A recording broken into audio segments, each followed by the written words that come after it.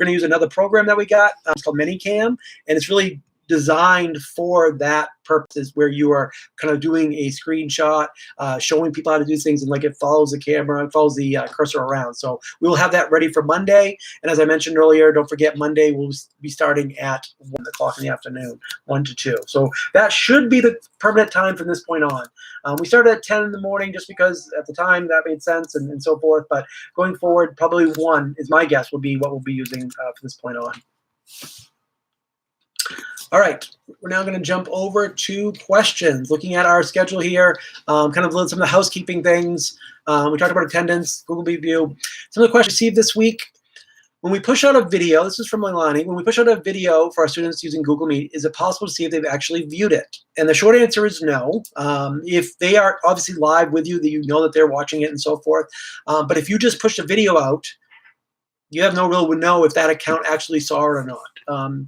One thing you could do, there's other services out there like Edpuzzle, and there's other services where you could actually embed videos, and they have like questions with the videos. Maybe we'll do a later date, we'll do a topic on that, a PD on that. But that's one way you could have, like, actually they literally watch the video, and in the middle of it, it will stop and say, hey, what'd you think of this? And they could click a button or something, so you would know who's there. But as far as just a regular video, just like a YouTube video, yeah, it shows counts, but you don't know who's actually watching it. You haven't seen that unless they comment. So there's different ways we can set that up. One of the things we talked about too is doing attendance, like we're doing here for these videos, but for students as well. If it's literally just a Google form, and all it just says is, I'm here, submit, that's it. It doesn't have any questions. That automatically collects their emails. We know it was them, and it automatically collects the timestamp, so when they did it. So you would know they were actually on at that time. And so that's kind of how we're doing it. That's an option. So Leilani, remind me later, we'll look at Edpuzzle as another topic for another day that will kind of help you with that, would be a way to do that. Somebody asked about the mouse as far as being able to track that, and yes, we will get that ready for next week for Monday at 1. They'll be able to do that. Somebody also asked about struggling with email contact lists, and that is a thing. It sounds like it's a straightforward thing, but managing your contact list and contacts its own subset of issues. So instead of just answering quickly and kind of glossing over that, we will do one whole topic, and maybe I'll put this in for next week right off the bat. But we'll do one whole topic on just Gmail. Like managing it, organizing it, how do I get the most out of it? How do I filter certain things? How do I, organize things in a better way? There's lots of, tips and tricks and stuff like that. And some things you'll be interested in, some things you won't. That's cool. But I'll just show you what's available. We'll do one whole session just on Gmail, because I think that's obviously most of us live in our email quite a bit. So it'll be important enough for us to be able to do that. Somebody mentioned too, asking about Zoom, the Red Horse stories about people using Zoom with the hackers getting into sessions and very inappropriate things children shouldn't be seeing. So 2 things about that. One, there is this thing, I think I mentioned this 2 days ago, there's a new thing called Zoom bombing. And what is that? It means people joining Zooms that are considered public and posting things inappropriately and so forth. One of the, Zoom can be private, just like Hangouts can. One of the reasons why we went with Google Meet rather than using Zoom, and they're pretty comparable as far as costs and what they can do. There's a couple little features that are different, but generally speaking, about the same. But in our situation, in a school domain, you basically control kind of what happens inside of that. So really, there isn't, when you share a Hangout or a Meet with your students and you invite them and you check off the ability to invite others, you don't want to allow them to invite other people, that's pretty much it. They'll be just, it's like your physical classroom. It's the only people that can be inside of there. Also, if you get people from outside of there, if they did say, hey, I want to join, it will pop up and say, do you allow them or not? In fact, I get, when we do these Hangouts like we're doing right now, I'll get little pings will pop up and say, do you admit so-and-so from somebody else? And they're basically saying they're outside your district. So if somebody didn't want to join, you could just say, nope, I don't recognize you, you're not in. So that's why one of the reasons why we went with Hangouts, that really takes care of that problem. In Zoom themselves, there are settings you can use to make sure it's just private, but where it comes to play is if they do things that are a public Zoom, meaning if they're doing things purposely to make it to be public. And so that's, again, that's up to the person creating it and using it and how they set that up. Awesome. All right, so it looks like we got our questions answered. And we're now going to jump into the topic of the day. And today's topic is going to be using editing PDFs, creating and editing PDFs. And this was, I know Miss Orcutt mentioned this yesterday, asked about doing this, and maybe she uses it in math or whatever the topic is. But we get a lot of PDFs. I'm going to talk about a little bit of where they come from, what is PDF, what that means, and what we can do with them. So Adobe is the company that created a PDF creator, maker, and this was years ago. I'm not sure exactly which, the timeline of that, but they basically created this free, ubiquitous reader that anybody, pretty much whatever computer you had, if it was a Mac or a PC or Linux or web-based or not or whatever it was, you could look at this document. You could look at this PDF document. And the beginnings of the internet, the beginnings of computing, that was super helpful, because if somebody sent me a Word document and if I didn't have their version of Microsoft Word, I may not be able to read it. Nowadays with the web, it's a little bit different, because Google Drive opens a lot of stuff, and even other web-based services open most things. But when this started, PDFs were kind of really crucial, because everybody needed to be able to see these documents without having to have that program to run it. And so now what happened is, at the time, so Adobe would give away the reader for free, but they would charge for creation. If you wanted the program to create PDFs, from whole cloth, that's what they would charge for. And it was a good model for them, and it made sense. There are now other ways to kind of make PDFs, and it's come a little bit less like it used to be. But one of the things that I want to, I'll show you is how to create your own, a couple different ways to do that. And also what you do once you have one, if you handed students a PDF or if you received one, if you wanted to mark them up. And what that means is you're not actually editing the words inside the PDF, you're actually kind of writing on top of them. And the only way to really edit a PDF, one of the only ways to edit a PDF inside, is to get that PDF editor, and that costs money. So if you need that for purposes, so be it, we figure that out. But generally speaking, usually it's fine. Somebody sends you a PDF, you just want to type something on there, or maybe put a signature or all that kind of stuff. So that's what we'll do. All right, I want to make sure I don't miss any.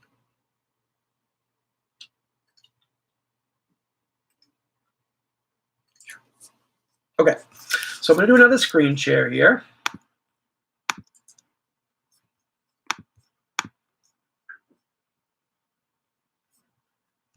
And we are going to jump here. Okay. So this is, all right, so this is, we're going to start from google.com, regular, straight up. What do I do? I'm going to create a PDF. How do I do it?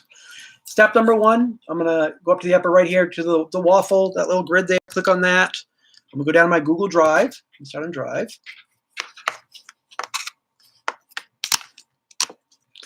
And I'm going to create, in this case, I'm going to create a slideshow. And again, it seems weird, like why wouldn't you create a Google Doc? You can do it both ways, but I'll explain to you why specifically in this case I'm going to create a slideshow. If I create a Google Doc,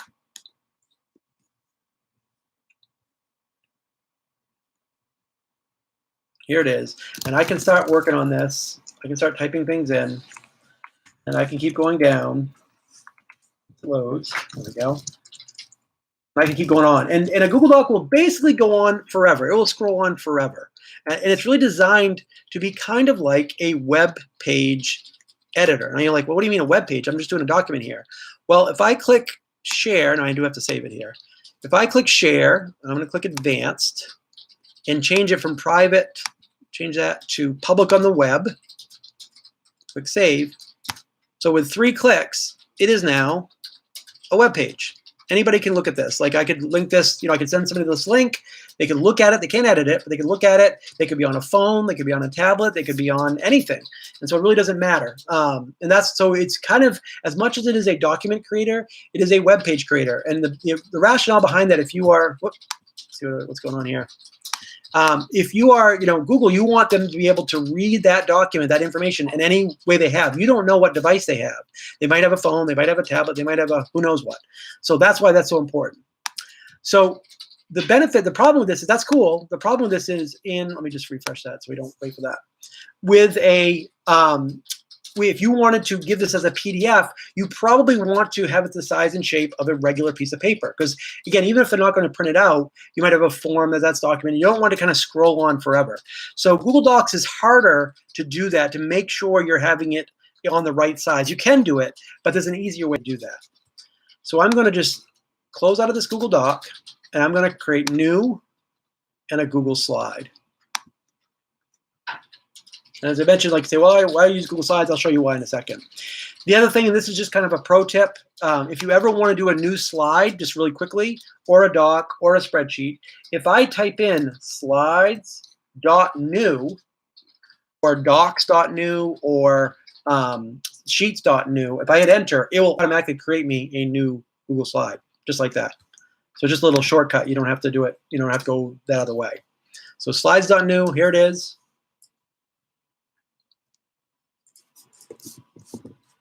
So again, the first thing I'm going to do up here on the right, I'm going to get rid of this themes up here. I don't need to look at that right now. Okay. I mentioned this the other day, but I'm going to refresh people with this. So if I click inside of this box, this is a text box. By clicking delete or backspace, it doesn't let me do it. It's just doing the text. If I click outside of it and hold down and drag across both of these, I can select everything at once. And now if I hit backspace or delete, it all goes away. And that's what I want. I'm going to go up here in the upper left-hand corner to File and scroll down and go to Page Setup. Okay, so File, Page Setup. Right now it's widescreen. This is formatted for a regular laptop, right? Most people will be looking at this at a screen or whatever, and that's fine. But if I want to transition this into what would be considered a document, the same size and shape, I'm going to click on widescreen, go to Custom, and it's going to be inches. There are other options here, but I want to show I'm doing inches. And a regular A4 size piece of paper is going to be 8.5 by 11. Okay, so that's a regular, we apply, regular piece of paper. So now as I'm adding things to it, I can kind of see what, if I have like, oh, I want to move something over here, I can kind of see it visually. It's almost like a desktop publisher. Not exactly, but kind of in that same vein. So now if I want to add text, I can add a text box up here, and I can say, let me make it a little bit bigger so you guys can see it. Okay, so name. Maybe I put a line here. Okay, so I've got my box here. You're going to put your name up here, and we're going to add for, let's see, what is your favorite color? And that's a question, and I'm going to leave a line here for somebody to answer it. Put space in here.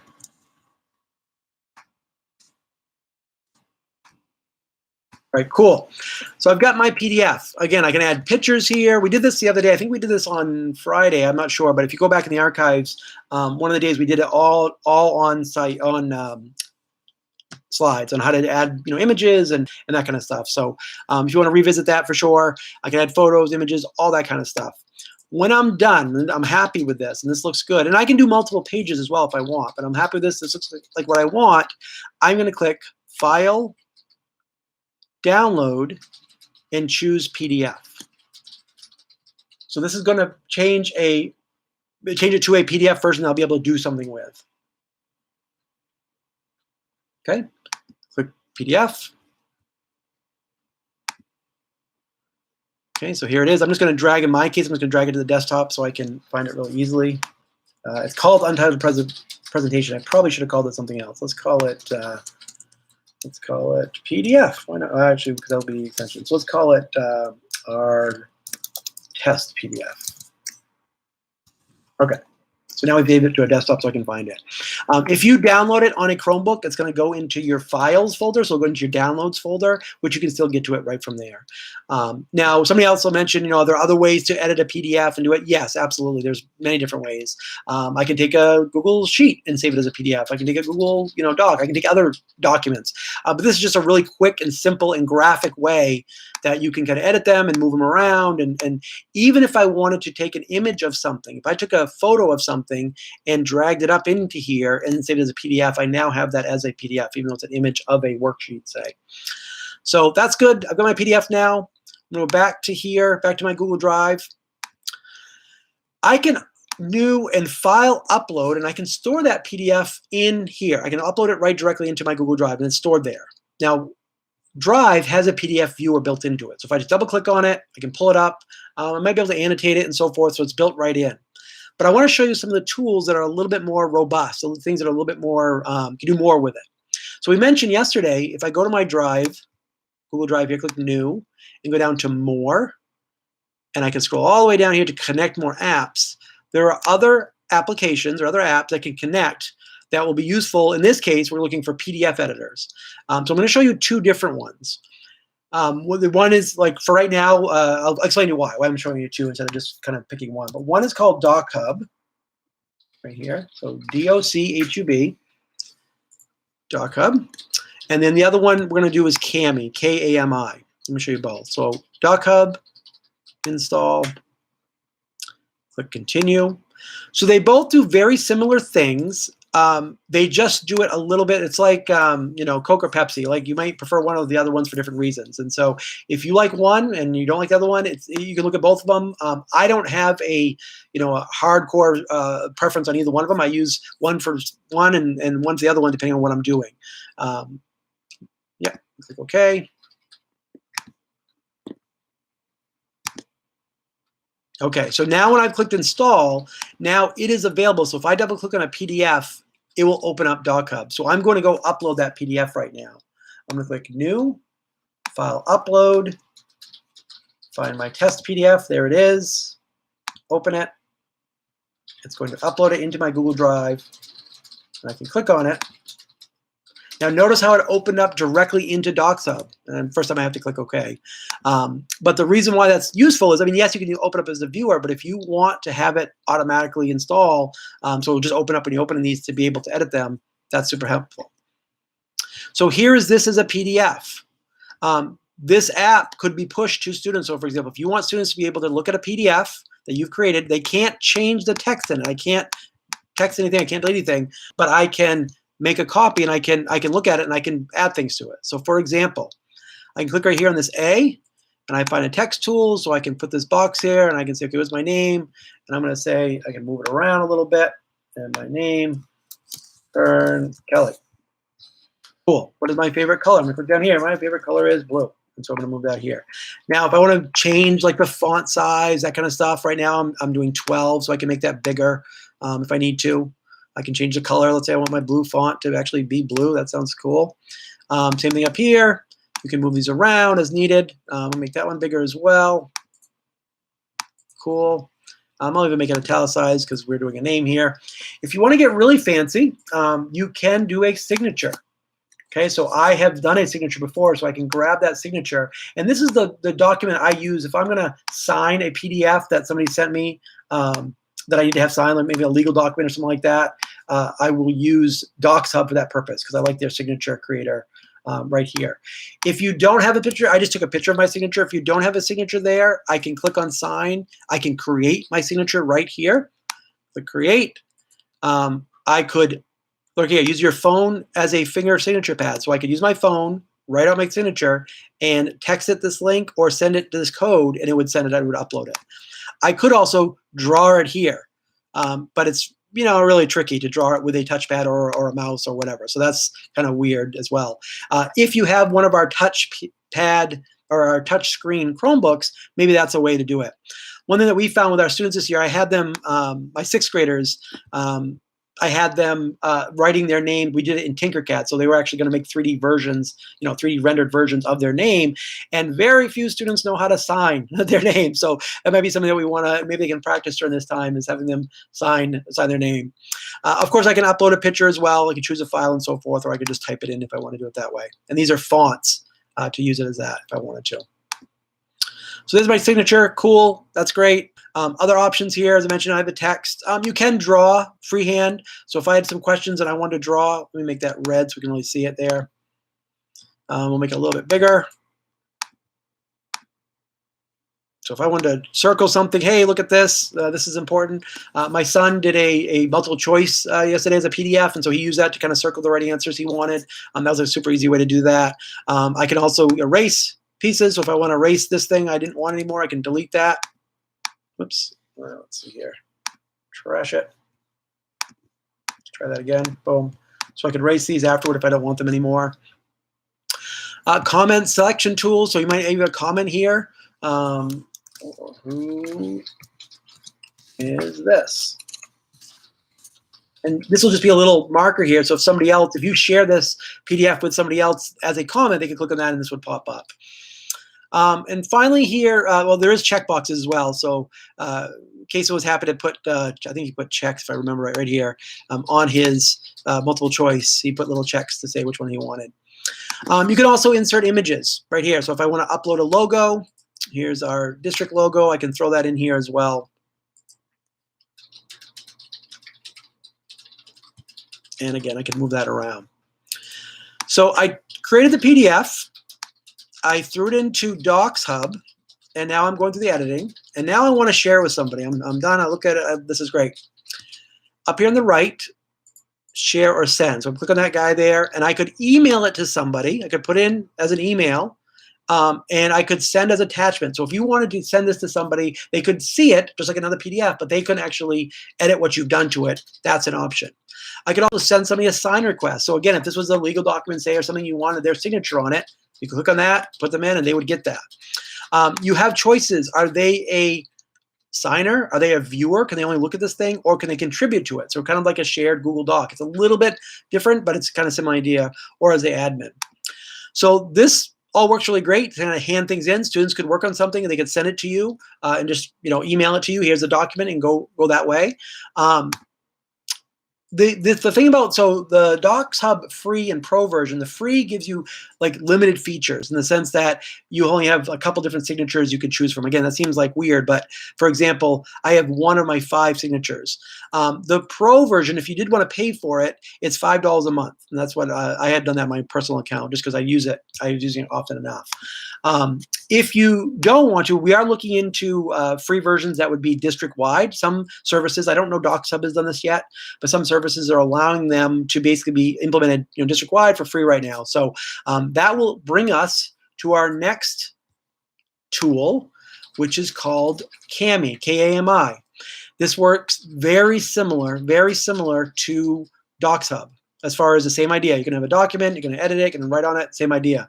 This one I do know right now is they're allowing it to be free. If I scroll down here, request school-wide free upgrades, and I have done that. So we've done the tech department, we've requested an upgrade. So it won't surprise me at all if at some point you go into Cami and it's like just there for you, waiting for you. But for now, we can use the free version for I think it's like a week or 30 days or whatever it is. So Cami works very similar. Again, so here, I got this right here. I can open a document. I'm going to open from Google Drive. I have to allow it. It's first time. One cool thing here, this is my drive, but also notice it automatically sorts by PDF. So if I just click PDFs up here, I can scroll down and find, there's my test PDF that I just created and uploaded.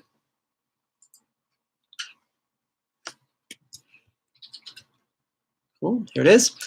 So here's the difference for me and Cami. Cami is a little bit more featured over here on the left side. There's lots of options, which is great.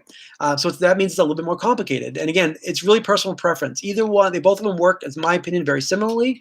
If we end up having a free version for one, and that's one we use, great. But what I would say to you is, kind of kick the tires of both of them. See which one you like the better, and use that one. If you ask me to pick between one, I probably usually default to Docs Hub just because that's what I started with. But Cami works great as well. Very similar tools. So over here on the left side, if I click on a text box, I'm going to click up in here, and I'm going to type in my name. And again, a lot of the same types of things. So I can resize it. Let's make it even bigger here so we can see it. Oops, let me try that again. Select it all, make it a little bit bigger. There we go. So I can resize it, move it around, change the font, all that good stuff, all that very similar stuff that you're kind of used to doing when you edit things. Oops, click away, find, okay? Change the color over here. I can also freehand draw. So if I want to draw something, let's circle around the color, change that color there. So I'm like, hey, what do you mean by color? Are you talking about colors of something? Yeah, let me exit out of that. Also here, let's see, equation. It does have an equation editor, kind of. Like I said, I wouldn't necessarily use this for my equation editing. This would be a hard way to do it, but you could. Your signature here, again, if I want to upload an image signature, draw a signature right here, or draw it on the phone, the same kind of options as we had before. So very similar things. Let's do here. Here's one that is kind of cool, and I actually haven't used it very much, but I know that some students have used this in their Google Docs before. You can do text to speech. All right, let me just allow that so it'll stop bugging me.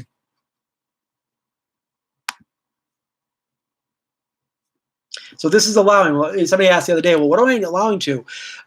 Create Google Drive files, download Google Drive files, allow us up to Google Drive. The reason why this is important, what the benefit of all this is if you want to send this document directly to your Google Classroom, well, it has to be able to access Google Classroom. Or if you want to save this document into Google Drive, well, it has to be able to access Google Drive. So it's not that they're looking to kind of poke around and sneak around in your Google Drive or in your Google Classroom, but you have to allow them access so that they can forward to that. That is one benefit, I think, of Cami, again, in the classroom, as far as, use case. Let me get rid of some of this stuff here. Use case compared to other services is if I do the share up here, oops, wrong one. I can send it directly to Google Classroom. So when I'm done, here we go. Here's the create assignment. So if I have this as a PDF and I want to create an assignment right in Classroom right from this, I need to allow it once again. This is kind of a pain, but it's one of those things that once you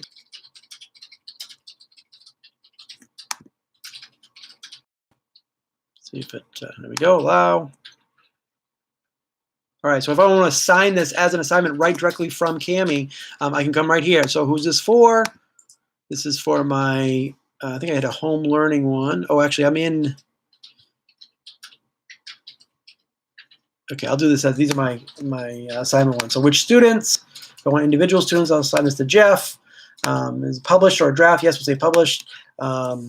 Check this out. If I want to need more directions, but I can go directly from Cami directly right into my Google Classroom, which is super handy, obviously, because I can share it directly through there. And then students will receive it, and then they will get it in the back end. Just a reminder, we've talked about this before when we talked about Google Classroom, but it is really important to have topics. So just a way for students to be able to organize and find things later on. So I'm going to add that to a topic right here. I'll assign it. And again, I have to allow this first time. But once we've done this through, I've gone through all these once, it won't have to do it again.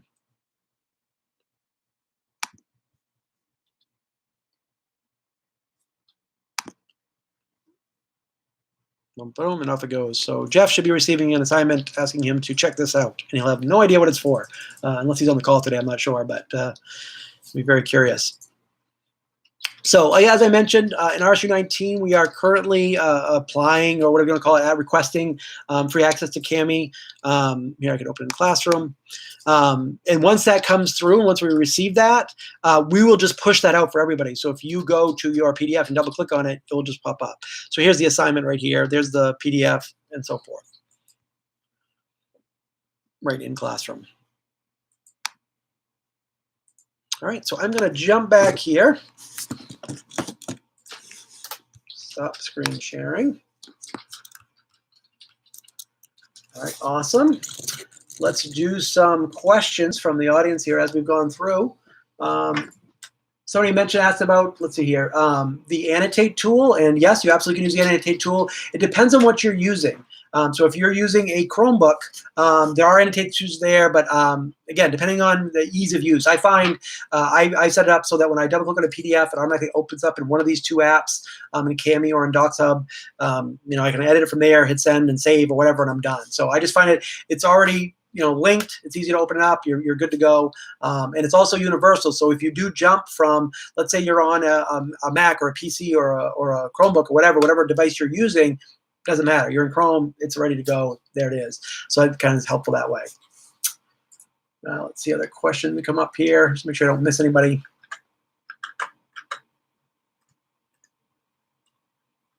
All right, so it looks good. Awesome. One other thing that came up, two other quick pieces. Well, one is we've been in conversations with Miss Flannery about doing story time, so having teachers or maybe high school students read or record or do live streams of reading stories for our community, for younger kids or for whoever wants to join. So we're going to be setting that up, and we'll be looking for volunteers. So if you're a teacher that's interested in just reading a story, it would be the same kind of idea as what I'm doing now. You'd be reading it.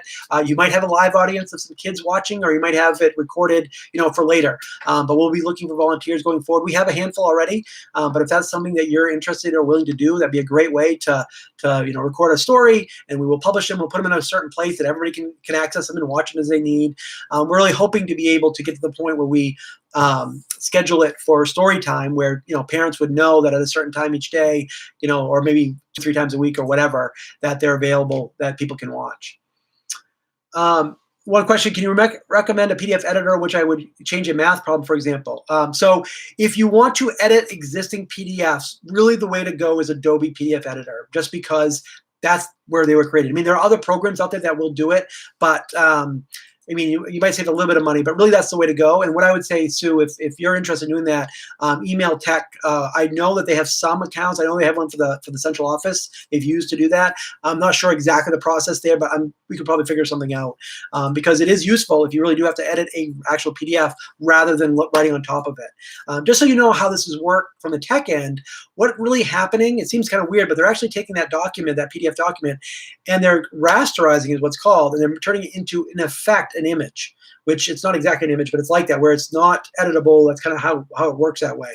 Now with the tools that we have, we're able to actually search within PDFs and highlight text and that kind of stuff. So that's newer stuff, but that's in effect what's happening. So I would look for Adobe. I know we have a couple copies of it in the district, I'm sure, because I'm pretty sure the central office uses it, but I'm not sure, across the board. We definitely would not be able to get like a copy for everybody, because that would just, it just wouldn't be feasible as far as financially, but we'd probably be able to get a couple of them for different purposes. All right. So I do want to, we're going to wrap up a little bit early today. I do want to, let's see here, share my notes here. I've been really trying to find something to kind of end on a bright note each day, as far as things that are time well spent. So if you're home and you've got I've got some time and I'm looking for something else that would be worthwhile, if you go through the show notes each day, we've added something. It might be a YouTube video, or it might be a book, or it might be a podcast, or it might be website, or whatever it is, for different ideas of things that we think are valuable. So I found this channel, and actually my son found this, and I think this is really cool. It's called thekidsshouldsee.this.com. And so they're basically a managed set of videos, or all kinds of different things, all kinds of different topics, but they're really fun. If you look at them, and the things that the kids might want to know about. Some are really cool, some are scientific, some are just educational. They're interesting. They're not overly educational in the sense that the kids don't feel like they're just looking at more education videos. They're really kind of fun. So I just find that as a really cool place to check out and send the kids on, and poke around and learn new things and find stuff out. So with that, that's today's kind of way to end it for this week. One last reminder, so starting Monday, we are going to move these video streams to 1 o'clock in the afternoon, so 1 till whenever they finish, 1 till, let's say, about 2. And we will start, and then probably most likely from that point on, that's where they'll be. So if you haven't taken attendance today, if you just joined us or joined us late, make sure you go to rshu19.info and click that attendance link and just click submit. Oh, somebody mentioned about the Ari video Monster Trap. Yes, that's fantastic. I love that video. It's a really fun one to show the kids too, because they get a kick out of it. They get so excited. So yeah, if you get a chance to go through the show notes, check out some of those time well spent links. So we will wrap this up for the day. Really appreciate everyone being here. Hopefully it's supposed to be nice this weekend, so we'll be able to get outside and run around the house a little bit and get some of those winter blues gone and move forward. So act healthy, stay curious, and look out for each other. We will see you guys on Monday. Thank you very much.